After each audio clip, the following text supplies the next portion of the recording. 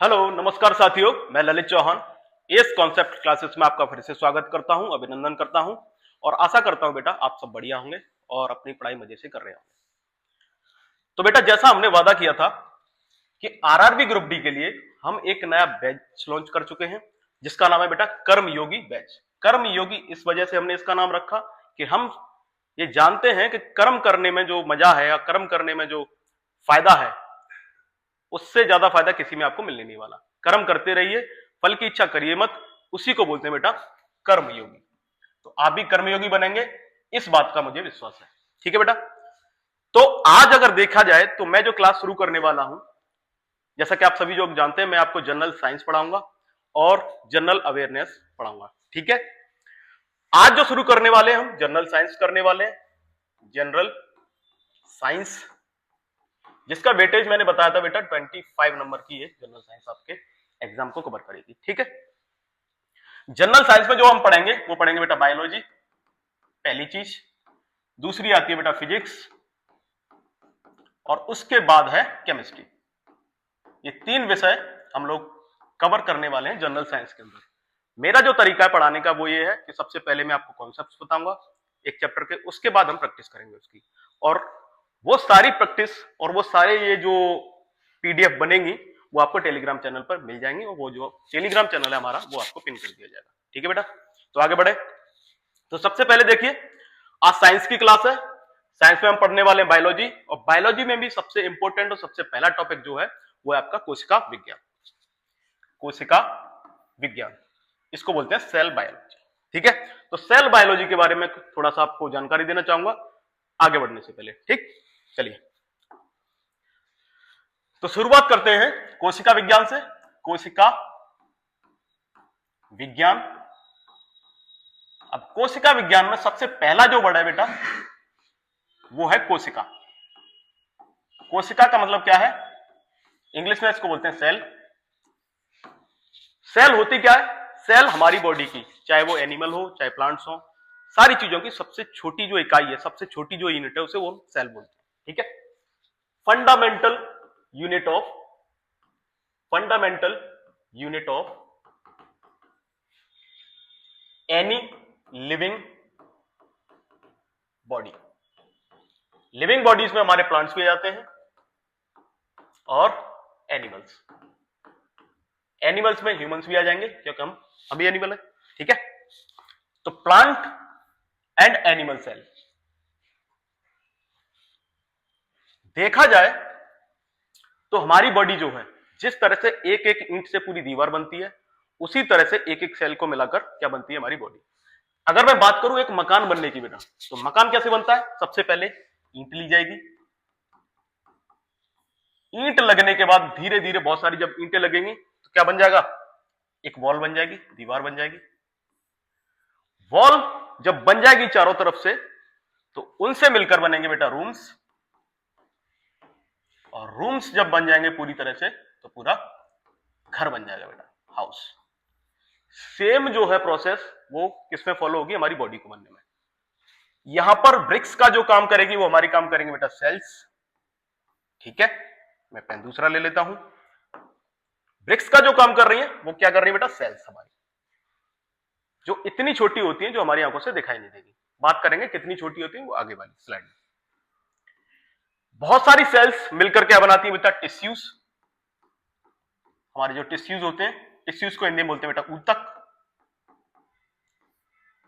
बहुत सारे ऊतक या बहुत सारे टिश्यूज मिलकर क्या बनाते हैं? हमारी जो बॉडी के पार्ट्स हैं जिनको बोलेंगे हम ऑर्गेन्स। ऑर्गेन्स, अंग। और ये बहुत सारे अंग मिलकर क्या बनाएंगे? पूरी बॉडी, शरीर, बॉडी। बात समझ में आ गई होगी। तो ये पूरी प्रोसेस है। ठीक है।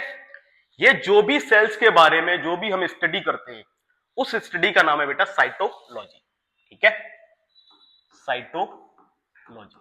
साइटोलॉजी क्या है? हिंदी में अगर मैं बात करूं साइटोलॉजी की, तो साइटोलॉजी को कहते हैं बेटा कोशिका विज्ञान। कोशिका विज्ञान ये बायोलॉजी की एक ब्रांच है। ठीक है। बायोलॉजी पूरी ब्रॉड स्टडी ऑफ साइंस है। ठीक है। ह्यूमन बॉडी की, एनिमल्स की, और प्लांट्स की, लेकिन उसमें भी पर्टिकुलरली एक अगर ब्रांच देखें तो उसका नाम है साइटोलॉजी या कोशिका विज्ञान। तो कोशिका विज्ञान में हम पढ़ते हैं सेल्स के बारे में, सेल्स होती क्या है, कितने साइज की होती हैं, कौन सी सेल कैसे दिखाई देगी, वो सारी स्टडी हम इसमें करने वाले हैं। ठीक है, तो आगे बढ़ते हैं बेटा। थोड़ा सा किस तरह से सेल्स के बारे में हमें पता चला, किसने बताया, तो वो सारी बातें हम आगे आने वाली स्लाइड में करेंगे। ठीक, चलिए देखिए किस तरह से डेवलपमेंट हुआ और ये जो एक सेल है वो स्टडी का पार्ट कैसे बनी वो हम देखेंगे एक एक करके। ठीक है, तो सबसे पहले अगर मैं बात करूं तो 1665 में एक वैज्ञानिक हुए जिनका नाम था रॉबर्ट हुक। क्या नाम है बेटा? Robert Hooke. रॉबर्ट हुक ने क्या किया, एक कॉर्क लिया। कॉर्क, कॉर्क का मतलब क्या होता है बेटा? एक लकड़ी का छाल होता है। ठीक है, उसकी स्लाइड बनाई और स्लाइड को एक सिंपल माइक्रोस्कोप में देखा उन्होंने। उनके द्वारा जो माइक्रोस्कोप बनाया गया वो काफी सिंपल था, ऐसा नहीं जो आज की डेट में हम देखते हैं, काफी सिंपल माइक्रोस्कोप था। वो देखने की आपको जरूरत नहीं है, आपको अपने काम से जानकर रखना है। ठीक है, तो एक कॉर्क है बेटा, जब उन्होंने सिंपल माइक्रोस्कोप में उसको देखा पास से तो उनको क्या दिखाई दिया, इस तरह से कुछ बिल्डिंग ब्लॉक्स दिखाई दिए। जैसे मान के चलिए ये ऐसे इस तरह से। ठीक है, और थोड़ा सा और मैं अगर इसको क्लैरिफाई करूं तो इसमें बीच में इस तरह से कुछ। ठीक, तो ये छोटे छोटे जो बॉक्स दिख रहे हैं इनको उन्होंने बोला ये क्या है? सेल्यूला। इनका नाम उन्होंने रखा सेल्यूला। सेल्यूला क्या है बेटा? एक लैटिन वर्ड है, लैटिन वर्ड, लैटिन भाषा का एक शब्द है सेल्यूला। और इसी सेल्यूला को रूट वर्ड पकड़ते हुए आज की डेट में हम इसे क्या बोलते हैं? सेल। इसका वास्तव में जो मीनिंग होता है बेटा वो होता है एक खाली कमरा। ठीक है, एक खाली कमरा या फिर कह सकते हैं एक स्मॉल रूम। स्मॉल रूम, छोटा कमरा। ठीक है, अच्छा, जो पेड़ की छाल है, पेड़ की छाल का मतलब अगर आप पेड़ के पास जाएंगे तो उसका जो तना होता है वो सूख जाता है पूरी तरह से। उसको अगर आप खरोचेंगे तो उसमें से जो छाल निकलेगी उसकी स्टडी अगर करेंगे तो उसमें जो सेल होती है बेटा वो कैसी सेल होती है? मृत सेल होती है, मरी हुई सेल, मृत कोशिका। मृत कोशिका, कैसी कोशिका है बेटा? मृत कोशिका, डेड सेल बोलेंगे इसको, डेड सेल। इसकी स्टडी इन्होंने करी। तो आपसे क्वेश्चन बनता है कि सेल जो मरी हुई सेल थी सबसे पहले किसने उसकी खोज करी? तो उनका नाम है रॉबर्ट हुक। और इन्होंने ही इसका नामकरण किया जिसको आज की डेट में हम क्या बोलते हैं? सेल, और हिंदी में उसका नाम हमने बना लिया कोशिका। ठीक है, दूसरी चीज जो भी इन्होंने स्टडी करी वो एक अपनी बुक में उन्होंने स्टडी को मतलब लिखा हुआ है। उस स्टडी का नाम, वो उस बुक का नाम है बेटा माइक्रोग्राफिया। माइक्रोग्राफिया, ये बुक का नाम याद रखेंगे। अब इसमें इंपोर्टेंट क्या है? सबसे पहले 1665 में सबसे पहले कोशिका की खोज किसने करी? Robert Hooke. कैसी कोशिका थी बेटा? वो मरी हुई कोशिका है। इसकी स्टडी के बारे में कहां में मिलेगा? एक बुक है जिसका नाम है माइक्रोग्राफिया, उसके अंदर। ठीक है, वास्तव में सेल का मतलब क्या होता है? वास्तव में सेल का मतलब होता है एक छोटा कमरा, स्मॉल रूम। ठीक है, वो कैसा दिखाई देगा? कुछ इस तरह का स्ट्रक्चर दिखाई देगा। आगे बढ़ते हैं। आगे जो स्टडी हुई तो एक और वैज्ञानिक हुए जिनका नाम था Antonie van Leeuwenhoek. Antonie van Leeuwenhoek. ठीक है, 1664 में इन्होंने क्या देखा? एक पाउंड था तालाब, उसके किनारे पानी लिया इन्होंने, पानी की एक बूंद ली और उसको, पानी की बूंद को स्टडी किया इन्होंने किसमें? एक माइक्रोस्कोप के थ्रू। वो माइक्रोस्कोप इस माइक्रोस्कोप से थोड़ा सा ज्यादा एडवांस था। ठीक है, उसकी मैग्नीफाइंग कैपेसिटी जो थी वो थोड़ी सी इससे ज्यादा थी। उन्होंने देखा इस पानी की बूंद में बहुत सारे छोटे छोटे सेल्स हैं जो किसके सेल्स थे? बैक्टीरिया के, प्रोटोजोआ के। किसके? बैक्टीरिया और प्रोटोजोआ। तो ये कैसी सेल पाई गई? सबसे पहली बार लिविंग सेल या फिर कह सकते हो जीवित कोशिका। जीवित कोशिका। इन्होंने पाया कि पहले जो बात होती थी मरी कोशिकाओं की वो तो चीज अलग है, लेकिन जीवित कोशिकाएं भी पाई जाती हैं। सिंगल सेल थी। बैक्टीरिया क्या होता है बेटा? सिंगल सेल होता है, सिंगल सेल बैक्टीरिया। किसको देखा इन्होंने पानी में? सिंगल सेल बैक्टीरिया को और प्रोटोजोआ। इन चीजों को इन्होंने पानी में देखा। तो इनके नाम से ये बोला जाता है कि सबसे पहली बात जो जीवित कोशिका है उसकी खोज किसने करी, उनका नाम है एंटोनी वॉन लीवनॉक। कब करी बेटा, 1674, 1674 में। इतनी बात मैं समझता हूं क्लियर होगी आपको, ठीक है। मृत कोशिका, जीवित कोशिका। इसके बाद आगे बढ़ते हैं, रॉबर्ट ब्राउन। रॉबर्ट ब्राउन ने क्या किया, एक थोड़ी सी और ज्यादा एडवांस माइक्रोस्कोप को लिया और उसमें जीवित कोशिका की स्टडी करी उन्होंने, और जीवित कोशिका में उन्होंने पाया कि उस जीवित कोशिका में भी एक और अंदर चीज है, ठीक है, इस तरह से। इसको उन्होंने नाम दिया नाभिक या फिर केंद्रक। इसको नाम दिया उन्होंने केंद्रक। केंद्रक को इंग्लिश में बोलेंगे न्यूक्लियस, ठीक है। ये बीचों बीच पाया जाता है किसी भी कोशिका के, चाहे वो एनिमल की हो चाहे वो प्लांट की हो। एनिमल की कोशिका को क्या बोलेंगे, जंतु कोशिका, और प्लांट की कोशिकाएं जो होती हैं उनको बोलते हैं बेटा पादप कोशिका, ठीक है। आगे आने वाली स्लाइड्स में उनकी पूरी स्टडी हम करेंगे। तो ये क्वेश्चन बनता है कि सबसे पहले केंद्रक की खोज जो है वो किसने करी थी, वो करी थी बेटा रॉबर्ट ब्राउन। कब, 1831 में। तो हम एक एक करके देखो, 1665 के बाद आए हम 1674, उसके बाद आए हम 1831 में। अब तक क्या हो चुका है, कोशिका के बारे में हमें पता चल चुका है। कोशिका में एक और चीज होती है जिसका नाम है केंद्रक, और इस केंद्रक का काम क्या होता है, इस केंद्रक का काम इस पूरी कोशिका को कंट्रोल करने का होता है, ठीक है। तो ये केंद्रक क्या कर रहा है, कंट्रोल्स दी सेल फंक्शनिंग। जो भी सेल में फंक्शनिंग होती है उसको कंट्रोल करने का काम किसका है, केंद्रक का। इतनी बात समझ में आ गई, ठीक है। आगे बढ़ते हैं। अब ये तो हमने जान लिया कि कोशिका होती है, किस तरह की होती है, वो हमने देख लिया माइक्रोस्कोप के थ्रू। लेकिन ये इसका काम क्या है वो बताने के लिए हम लोग पढ़ेंगे कोशिका का सिद्धांत। कोशिका सिद्धांत जिसको बोलते हैं सेल थ्योरी। और सेल थ्योरी जो है वो डेवलप करी है बहुत सारे साइंटिस्ट ने, जिनमें सबसे पहले आते हैं स्लाइडिंग, ठीक है, उसके बाद आते हैं स्वान, और उसके बाद आते हैं विरकोव, ठीक है। तीनों के बारे में बात करेंगे कि इन्होंने क्या कहा। सबसे पहली बात करते हैं किसकी, स्लाइडेन। स्लाइडेन ने कहा बेटा कि सारे जो प्लांट्स हैं, जितने भी प्लांट्स हैं, वो किससे बने हुए हैं, कोशिकाओं से बने हुए हैं। Every plant is made up of cells. ये इनका सिद्धांत था। इन्होंने पहली बार ये बताया कि हर चीज, हर जितने भी हमें प्लांट्स दिख रहे हैं वो सारे छोटी छोटी छोटी छोटी कोशिकाओं से बने हुए, ठीक है। ये पहली स्टडी थी इनकी। दूसरे आते हैं हमारे कौन, स्वान साहब। तो उन्होंने क्या कहा कि भाई प्लांट्स तो बने ही हैं, लेकिन जितने एनिमल्स जो हैं वो भी किससे बने हैं, कोशिकाओं से बने हैं। तो every animal is also made up of, every animal is also made up of cells।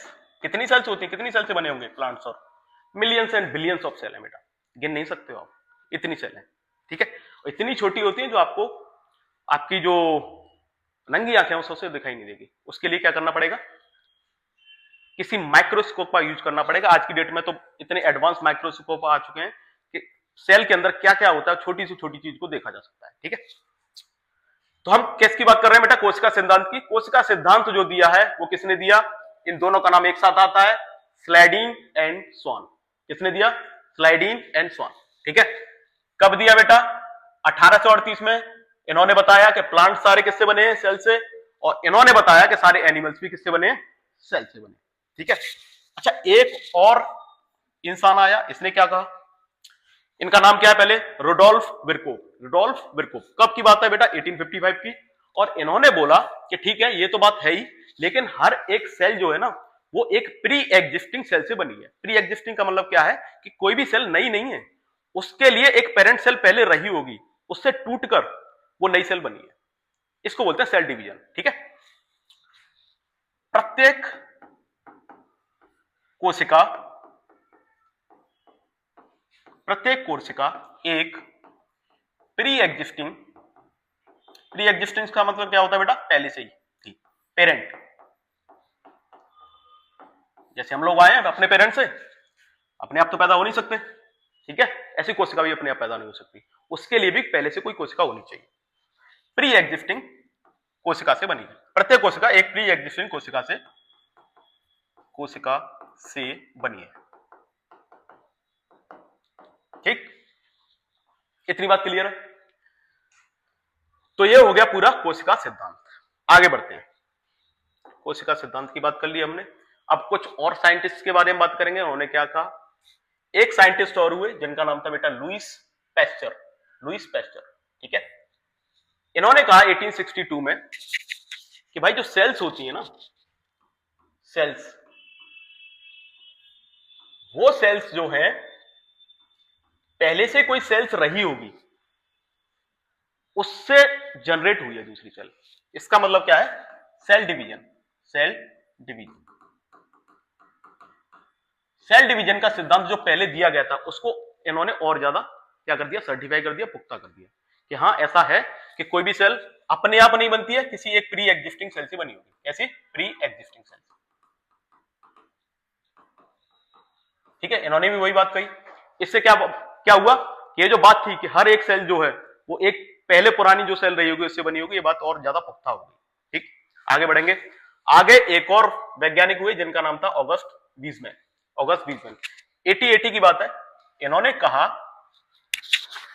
कि भाई ठीक है, लेकिन इतना याद रखें कि जितनी भी बड़ी चीजें आज हमें दिखाई देती हैं, चाहे वो बड़े से बड़े प्लांट्स हों, एनिमल्स हों या फिर ह्यूमंस हों, शुरुआत में वो क्या होंगे, एक बहुत छोटी सिंगल सेल होंगे। ठीक है, यानी इन्होंने कहा कि एवरी प्लांट, एनिमल, ह्यूमन, सारे और जो भी चीजें हो सकती हैं, बैक्टीरिया वगैरह, किससे बने? Single cell. Single cell, origin क्या है? Single cell. उत्पत्ति कहां से हुई हमारी? सिंगल सेल से। ये बात हम आज की डेट में भली बात ही जानते हैं कि हम जो आए हैं वो किससे आए? एक सिंगल सेल से। एक स्पर्म की सेल होती है, उसी से आए हम। ठीक है, एवरी प्लांट हो, एनिमल हो, ह्यूमन हो या कुछ भी हो, सब किससे ओरिजिनेट हुए हैं? सिंगल सेल से। ये बात कही इन्होंने। ठीक है, आगे देखते हैं। तो लुईस पैस्चर ने क्या कहा, उस बात को पुख्ता किया जो पहले कहा गया था कि हर एक सेल जो है प्री एग्जिस्टिंग सेल या पेरेंट सेल से बनी होगी। दूसरी बात, लुईस पैस्चर के बाद आए वीजमैन। वीजमैन ने क्या कहा कि ठीक है भाई, लेकिन इतना और याद रखें कि हर एक चीज जो आज की डेट में हमें दिखाई देती है वो सब कभी न कभी क्या रही होंगी? एक सिंगल सेल रही होंगी। आज की डेट में मेरे अंदर, तुम्हारे अंदर सब बिलियंस ऑफ सेल हैं, लेकिन हम शुरुआत में क्या थे? एक सिंगल सेल थे। ये किसने बात कही? वीजमैन ने। इतनी बात क्लियर है? चलिए आगे बढ़ते हैं। आगे देखते हैं बेटा। देखो, अब बहुत सारे क्वेश्चन ऐसे आते हैं छोटे मोटे कि कौन सी बड़ी सेल, छोटी सेल, सबसे बड़ी, सबसे छोटी, इस तरह के क्वेश्चन आते हैं, तो वो बात करेंगे। दो तरह की वैसे सेल होती है। ठीक है, एक सेल होती है बेटा नंबर एक, प्रोकैरियोटिक सेल। में प्रोकैरियोटिक, प्रोकैरियोटिक सेल। दूसरे टाइप की जो सेल होती है बेटा वो होती है यूकैरियोटिक सेल। कैरियोटिक, हिंदी में भी यूकैरियोटिक, प्रोकैरियोटिक लिख सकते हैं। ठीक है, सॉरी, इसका मतलब क्या है? प्रोकैरियोटिक का मतलब है, होता है ऐसी सेल जो डेवलपमेंट में हो, पूरी तरह से विकसित ना हुई। पूरी तरह से विकसित होने का मतलब यह है कि अगर मैं बात करूं अभी, तो सेल जो है हमें किस तरह की दिखाई देती है? कुछ इस तरह की दिखाई देती है कोई सेल। उसके अंदर क्या होता है? एक न्यूक्लियस होता है। उसके अलावा भी बहुत सारे कोशिकाएं जिन्हें सेल ऑर्गेनील्स बोलते हैं, वो सारी चीजें होती हैं। लेकिन अगर मैं प्रोकैरियोटिक सेल्स की बात करूं तो उसमें पूरी तरह से अभी डेवलपमेंट नहीं हुआ है। ठीक है, नॉट डेवलप्ड फुली, पूरी तरह से अभी डेवलप नहीं हुई है। ये पहले वाली सेल है, यही डेवलप होकर क्या बनेंगी बाद में? यूकैरियोटिक सेल बनेंगी। ठीक है, लेकिन इनकी खासियत क्या है कि इनके अंदर जो है वो एक वेल डेवलप्ड कोशिका, सॉरी, वेल डेवलप्ड केंद्रक नहीं होता। वेल डेवलप्ड जो न्यूक्लियस होता है वो नहीं होता है। और न्यूक्लियस नहीं है तो क्या होगा? न्यूक्लियस का काम क्या था? मैंने बताया, पूरी सेल की जो फंक्शनिंग है वो न्यूक्लियस क्या कर रहा है? कंट्रोल कर रहा है। लेकिन अगर इसमें फुली न्यूक्लियस ही नहीं है तो ये कंट्रोल ठीक से नहीं हो पाएगी। तो not developed fully and absence of fully developed nucleus. इसके अंदर फुली डेवलप्ड न्यूक्लियस नहीं होता है। इतनी बात याद रखेंगे। ठीक है, प्रोकैरियोटिक सेल क्या होती हैं? ऐसी सेल जो पूरी तरह से डेवलप नहीं हुई है, पूरी तरह से विकसित नहीं हुई है, और उनमें किसकी कमी होती है? एक फुली डेवलप, पूरी तरह से बने हुए केंद्र की, पूरी तरह से बने हुए न्यूक्लियस की। ठीक है, ऐसी सेल किस में पाई जाएंगी?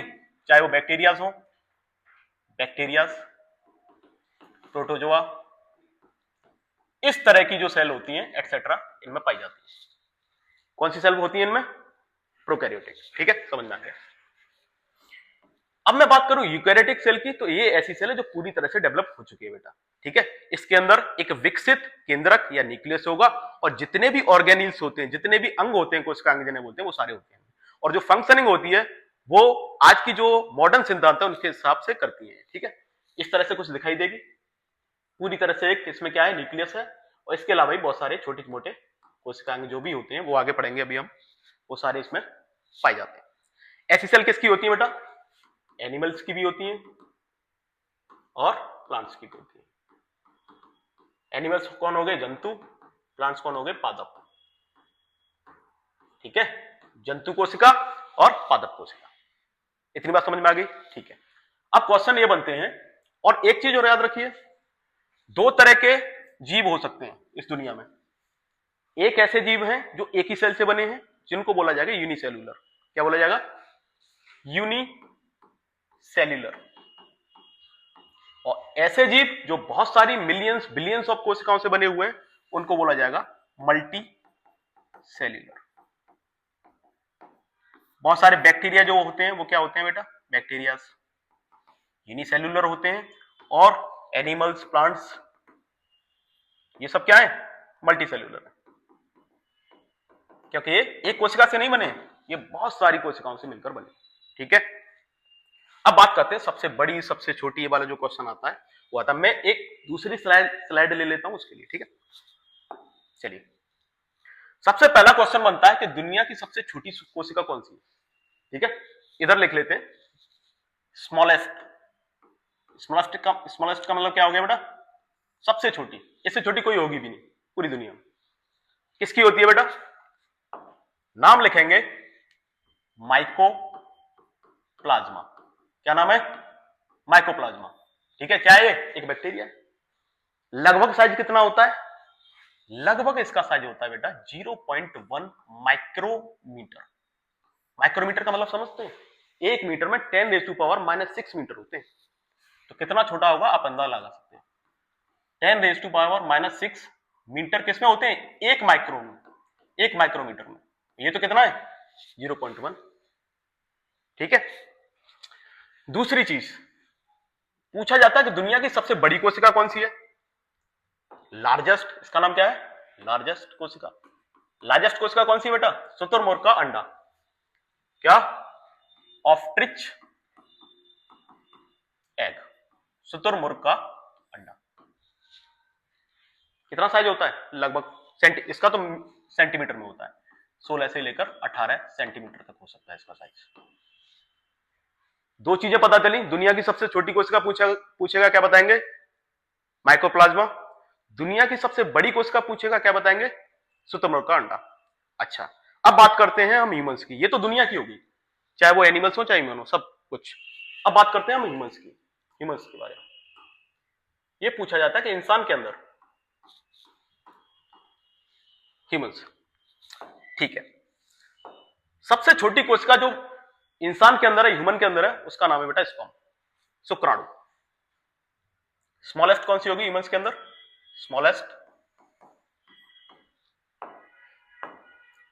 स्पर्म या शुक्राणु। ध्यान से देखेंगे बेटा, बहुत बार क्वेश्चन पूछा गया है, ये सारे क्वेश्चन जो है वो आते रहते हैं हर एक एग्जाम में। और एसएससी जीडी सॉरी मैं आरआरबी ग्रुप डी का जो एग्जाम है उसमें इस तरह के क्वेश्चन बहुत पूछे जाते हैं। आप इतना याद रखिए, साइंस में बहुत ज्यादा डीप क्वेश्चन नहीं पूछेगा, फैक्चुअल क्वेश्चन पूछेगा।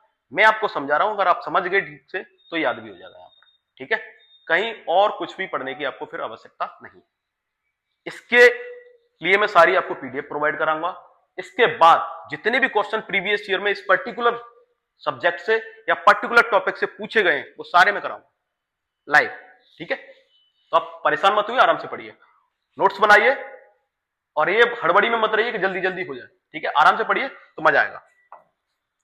दूसरी चीज, अगर मैं बात करूं सबसे बड़ी कोशिका की, किसके अंदर? ह्यूमंस के अंदर लार्जेस्ट, जो लार्जेस्ट कोशिका है बेटा वो है ओवम।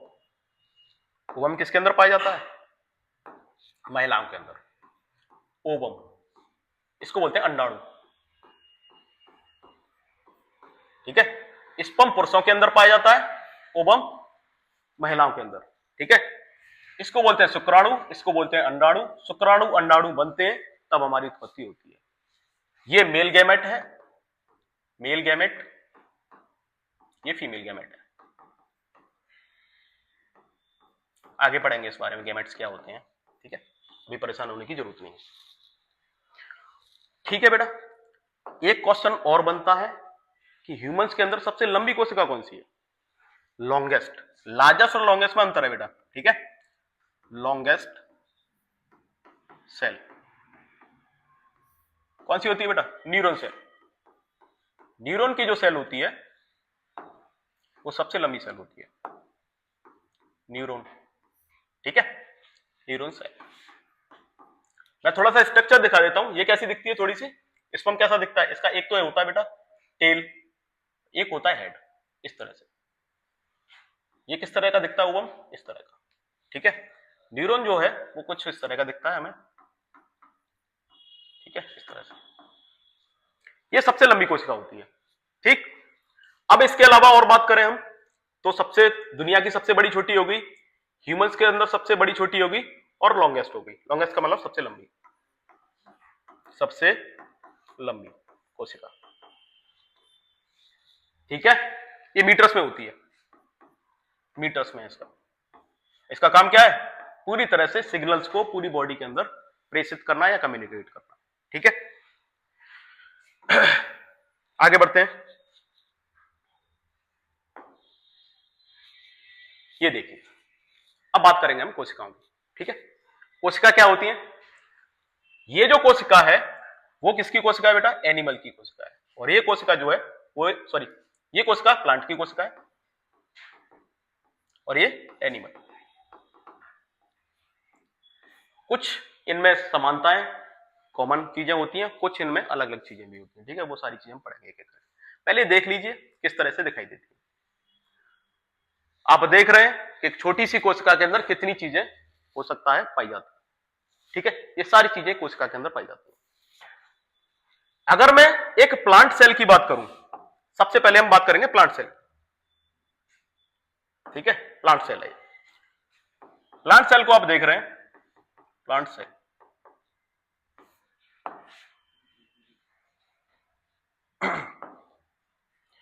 तो उसकी जो कवरिंग है बेटा, आपको दिखाई दे रहा होगा, दो लेयर है इसमें। इसमें क्या है? एक सिंगल लेयर होती है, इसमें दो लेयर होती है। यानी इस पूरी कोशिका को कवर करने के लिए कितनी लेयर्स होती है? दो लेयर होती है। पहली लेयर का नाम होता है बेटा सेल वॉल, इसको बोलते हैं हिंदी में कोशिका भित्ति। कोशिका भित्ति। ठीक है, काय की बनी होती है बेटा? ये भी क्वेश्चन पूछा जाता है। किस चीज की बनी होती है कोशिका भित्ति? आप कहेंगे सेल्यूलोज की, सेल्यूलोज। ये सेल्यूलोज की बनी होती है। और इसके अंदर जो कोशिका एक और लेयर है उसका नाम है सेल मेम्ब्रेन। दूसरी जो चीज है वो उसका नाम बेटा क्या है? Cell membrane. सेल मेम्ब्रेन का हिंदी में बोलेंगे कोशिका झिल्ली। कोशिका भित्ति होगी और कोशिका झिल्ली होगी। दो चीजें किसमें पाई जाती हैं? प्लांट की सेल में। प्लांट जितने भी होते हैं, चाहे कोई बड़ा पेड़ हो चाहे छोटा प्लांट हो, सबकी जो भी कोशिकाएं, सबकी जो भी सेल्स होती हैं वो कुछ इस तरह की होती हैं जिसमें दो लेयर होती हैं। पहली होती है आउटर कवरिंग जिसका नाम है बेटा सेल वॉल, और दूसरी होती है इनर कवरिंग जिसका नाम है सेल मेम्ब्रेन या कोशिका झिल्ली। ठीक है, अच्छा, कोशिका झिल्ली की खासियत, अच्छा इसकी खासियत क्या है सेल वॉल की? ये काफी मजबूत होती है। पेड़ पौधे क्या है? पेड़ पौधे हवा पानी में रहते हैं तो उनको क्या चाहिए? आउटर लेयर चाहिए जिससे वो प्रोटेक्ट रह सकें। तो ये किसका काम कर रही है? प्रोटेक्शन का काम कर रही है। किसका? ये काम कर रही है बेटा प्रोटेक्शन का। ये प्रोटेक्शन दे रही है, प्रोटेक्शन। जितने भी प्लांट्स हैं उनको एक्स्ट्रा प्रोटेक्शन की जो जरूरत होती है उसको देने के लिए सेल वॉल का यूज होता है उनमें। ठीक है, वो काय का बना होता है बेटा? सेल्यूलोज का बना होता है। दूसरी चीज, इसके अंदर जो दूसरी झिल्ली होती है वो होती है सेल मेम्ब्रेन या कोशिका झिल्ली। ठीक है, ये जो बनी होती है कोशिका झिल्ली, ये वाली अंदर की वाली, ये कोशिका झिल्ली क्या की बनी है? ये बनी है फॉस्फोलिपिड्स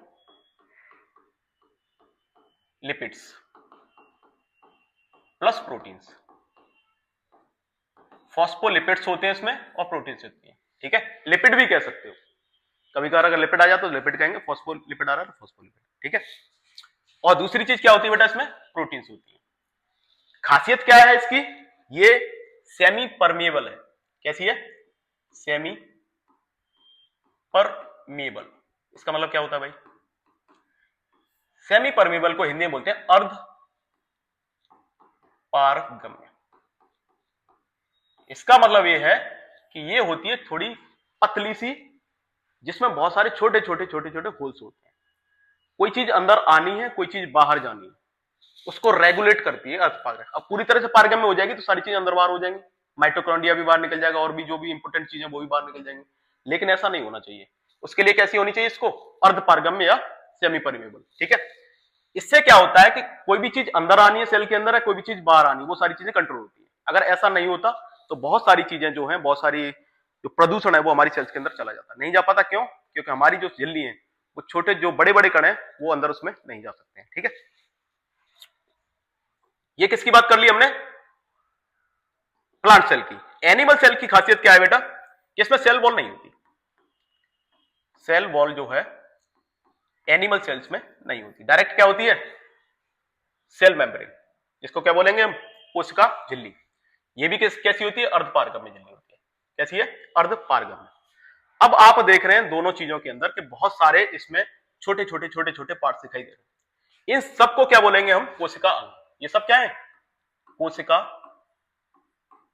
अंग, या फिर इनको कह सकते हैं सेल ऑर्गेनील्स। ठीक है, एक एक करके सारे के बारे में तो बात नहीं करनी, जो इंपॉर्टेंट है उनके बारे में बात करेंगे पहली बात तो। ठीक है, एक एक करके सबके बारे में समझेंगे हम लोग कि, और दूसरी चीज ये आती है कि इसमें कुछ जो क्वेश्चन बनता है वो किस तरह से बनेगा कि इस पर्टिकुलर ऑर्गेनिल, इस पर्टिकुलर अंग का कार्य क्या है। ठीक है, कार्य के बारे में समझ एक बार ये देख लीजिए पूरी तरह से। इनमें बहुत सारी असमानताएं भी होती हैं, बहुत सारी समानताएं भी होती है दोनों में। ठीक है, वो एक हम लिस्ट बनाएंगे बाद में अगली क्लास में, क्योंकि मैं इस क्लास को दो पार्ट्स में डिवाइड करूंगा। एक पार्ट्स में हम इनके बारे में जानेंगे, दूसरे पार्ट्स में हम इनके कोशिकांगों के बारे में जानेंगे। ठीक है, तो आगे जो बात होगी बेटा वो होगी कोशिका अंगों के बारे में। जितने भी सेल ऑर्गेनील्स या कोशिका अंगक जिन्हें बोलते हैं, उन सब के बारे में हम एक एक करके बात कर रहे होंगे और उन सब के बारे में डिटेल में पढ़ रहे होंगे। डिटेल का मतलब ये है कि आपके एग्जाम के लिए जो भी चीजें इंपॉर्टेंट है वो सारी मैं कवर कराऊंगा। ठीक है, और प्रीवियस ईयर में जो चीजें आई हुई हैं इनसे रिलेटेड वो सारे क्वेश्चन मैं कराऊंगा। ठीक है बेटा, तो मैं उम्मीद करता हूं कि आज की क्लास जो भी मैंने समझाया वो आपको समझ में आई होगी। ठीक है, और अगर आपको अच्छा लगा तो आप प्लीज जो नया हमारा चैनल है इस कंपटीशन क्लासेस, उसको सब्सक्राइब करें, लाइक कर दें। ठीक है, और अपनी पढ़ाई को आगे जारी रखें। तो आगे हम बात कर रहे होंगे न्यूक्लियस की, कल की क्लास में बात कर रहे होंगे माइटोकॉन्ड्रिया की, गोल्जी कॉय की, क्या होता है, क्या फंक्शन होते हैं, सारी चीजें बात करेंगे। तब तक के लिए बेटा जय हिंद,